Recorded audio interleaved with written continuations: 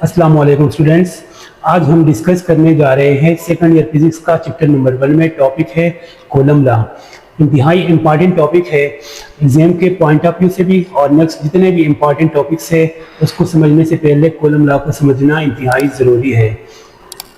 Dear students, column law को define करने से पहले हम थोड़ा इंट्रोडक्शन करते हैं ताकि आपका कॉन्सेप्ट क्लियर हो जाए।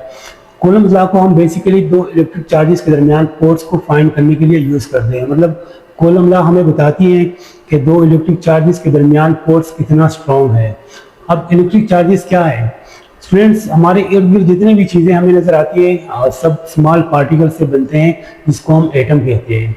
मतलब हर चीज़ एटम के कॉम्बिनेशन से बनते हैं। अब इन एटम्स के अंदर चार्ज पार्टिकल्स होते हैं जिसको हम प्रोटॉन और इलेक्ट्रॉन कहते हैं।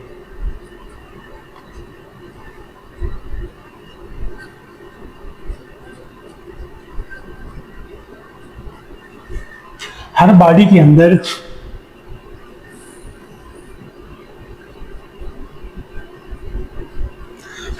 अंदर सेम क्वांटिटी में इलेक्ट्रॉन और प्रोटॉन होते हैं, लेकिन जब किसी बॉडी के अंदर इलेक्ट्रॉन की तादाद प्रोटॉन की तादाद से ज़्यादा हो जाए तो उसमें नेगेटिव चार्ज पैदा होता है।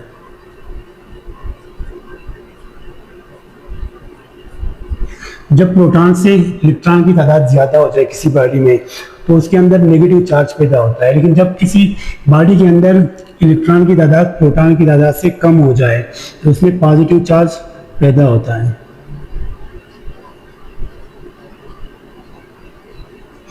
अब ये चार्जेस एक दूसरे को रिपल भी कर सकते हैं और एक दूसरे को अट्रैक्ट भी कर सकते हैं। जिस तरह के आपने कभी एक्सपीरियंस किया होगा, जब हम दो मैग्नेट को आमने सामने रखते हैं तो वो एक दूसरे को अट्रैक्ट करते हैं, मतलब एक दूसरे के साथ चिपक जाते हैं। लेकिन आपने ये भी एक्सपीरियंस किया होगा कि जब हम मैग्नेट की साइड चेंज करते हैं तो वो एक दूसरे को रिपल करते हैं, पुश करते हैं एक दूसरे को। सेम इसी तरह से इलेक्ट्रिक चार्जेस भी एक दूसरे को रिपल या अट्रैक्ट कर सकते हैं। जब दो पॉजिटिव चार्जेस आमने सामने हों तो वो एक दूसरे को रिपल करते हैं, और इसी तरह जब दो नेगेटिव चार्जेस आमने सामने हों तो वो भी एक दूसरे को रिपल करते हैं।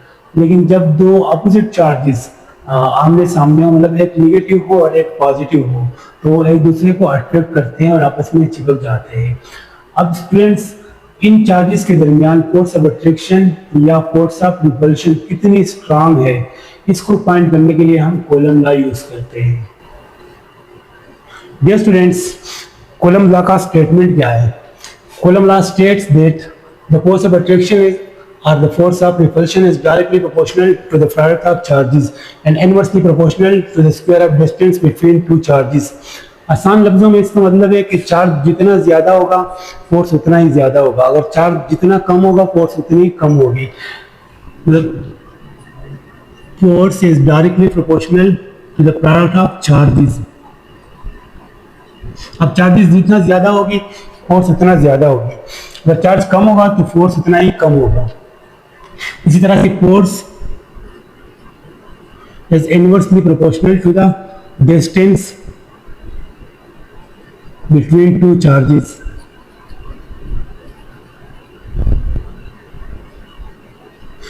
अब यहाँ पे दोनों चार्जेस के दरमियान डिस्टेंस जितना ज्यादा होगा उतना फोर्स कम होगा, और अगर डिस्टेंस जितना कम होगा फोर्स उतना ज्यादा होगा। मतलब फोर्स और डिस्टेंस दोनों एक दूसरे के इनवर्सली प्रोपोर्शनल है।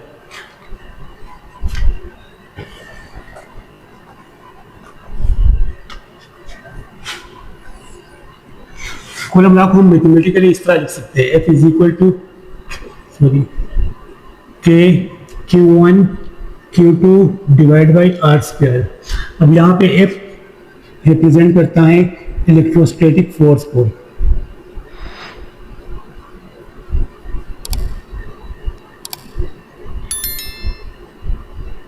Between two charges.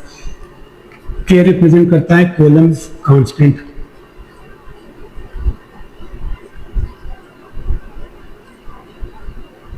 इस तरह Q1 और Q2 रिप्रेजेंट करता है अमाउंट ऑफ चार्जेस।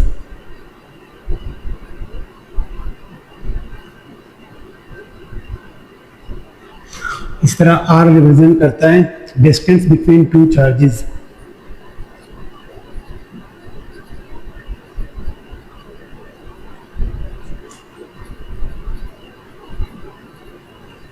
ये था स्टेटमेंट और मैथमेटिकल फॉर्म कॉलम लॉ का। नेक्स्ट हम कॉलम लॉ से रिलेटेड एक न्यूमेरिकल सॉल्व करेंगे जो कि बहुत ही ज़्यादा इंपॉर्टेंट है पेपर में। कॉलम लॉ से रिलेटेड एमसीक्यूज और न्यूमेरिकल्स लाजमी आते हैं।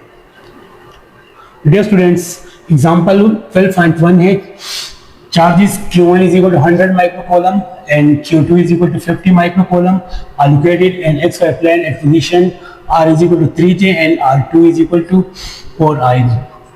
Where distance are measured in meter. Calculate force on Q2. This means charges हमारे पास given है यहाँ पे और पोजीशन वेक्टर भी given है। हमने फाइंड करना है फोर्स ऑन Q2। F21 हमने फाइंड करना है Q2 के ऊपर। सबसे पहले हम given डेटा मेंशन करते हैं।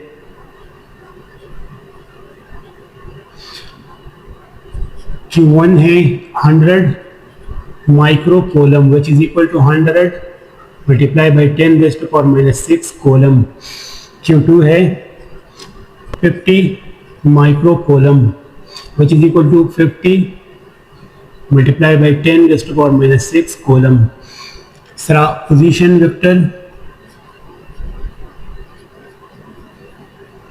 of Q1 is equal to R1 is equal to 3J position vector of Q2 is equal to R2 is equal to 4I और फोर्स हमने फाइंड करना है। Force is equal to F21 ये हमने find करना है। तो स्टूडेंट्स हमारे पास फार्मूला है फोर्स फाइंड करने का। F is equal to F21 is equal to K Q1 Q2 divide by R21 into vector unit vector.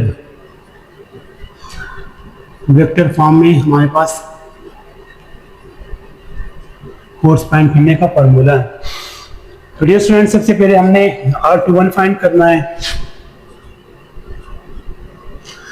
R21 equal है difference between R1 and R2। R2 minus R1 which is equal to 4I minus 3J। तो इसका अगर हम magnitude find करते हैं तो आएगा हमारे पास R21 is equal to 4 square plus to minus 3 square under root which is equal to 16 plus 9 under root which is equal to 25 under root which is equal to 5। Next हम find करेंगे unit vector.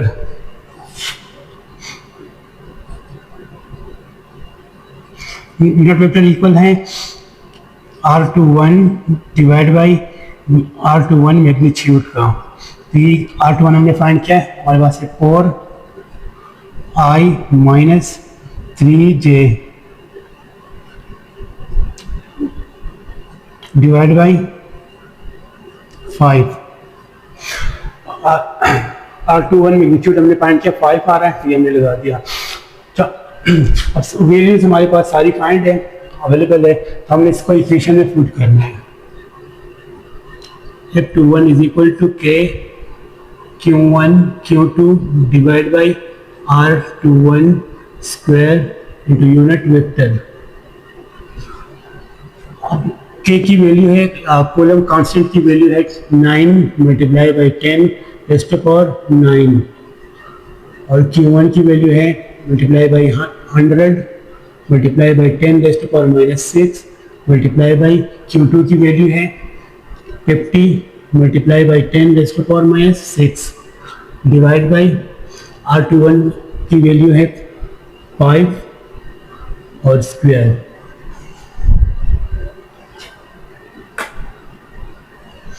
और unit vector की value है 4I minus 3J divide by 5, क्योंकि हमने find किया। तो इसको हम सिंप्लीफाई करते हैं। नेक्स्ट हमारे पास आएगा 9 multiply by 100 multiply by 50 multiply by 10। अब यहाँ पे बेस सेम है तो इसकी पावर को हम ऐड करते हैं। 9 माइनस 6 डिवाइड बाई 25 और ये पाइप यहाँ पे आ जाएगा multiply by 4i minus 3j। इसको हम मजीद सिंप्लीफाई करते हैं तो हमारे पास आएगा, इसको हम मल्टीप्लाई करते हैं ये आएगा 45 और 45,000 multiply by 10 raised to power minus 3 divide by 125 multiply by 4i minus 3j। इसको मजीद सिंप्लीफाई करते हैं, इसको अगर हम डिवाइड करते हैं इसके साथ तो ये आएगा हमारे पास 360 multiply by 10 raised to power minus 3 into 4i minus 3j। ये स्टेप आ गया। आप इसको मजीद सिंप्लीफाई करते हैं तो ये आएगा हमारे पास, इसको इसके साथ मल्टीप्लाई करेंगे तो ये आएगा 0.36 इंटू 4i माइनस 3j। इसको इसके साथ मल्टीप्लाई करते हैं तो ये आएगा हमारे पास 1.44i माइनस ये आएगा 1.08j। तो इसका अगर हम मैग्नीट्यूड लेते हैं तो हमारे पास आएगा F21 is equal to 1.44 whole square minus 1.08 whole square plus और ये minus whole square under root. तो इसको अगर हम सिंप्लीफाई करें तो ये आएगा हमारे पास F21 इज इक्वल टू, तो ये हमारे पास आएगा 1.8 न्यूटन। तो कैलकुलेटर से सिंप्लीफाई करें तो इसको अगर हम एंगल पे एंगल में लिखते हैं तो ये आएगा हमारे पास equal to tangent inverse y divide by x। Theta is equal to tangent inverse y हमारे पास है माइनस 1.08 डिवाइड बाई x की वैल्यू है 1.44। इसको अगर हम कैलकुलेटर से और सॉल्व करें तो हमारे पास आएगा ऑलमोस्ट 37 माइनस 37 डिग्री। तो इसका आंसर आएगा रिक्वायर्ड फोर्स। ये था आज का लेक्चर। अगर कोई कंफ्यूजन हो या कोई डाउट हो तो कमेंट में पूछ सकते हैं या मेरे व्हाट्सएप नंबर पे भी आप पूछ सकते हैं।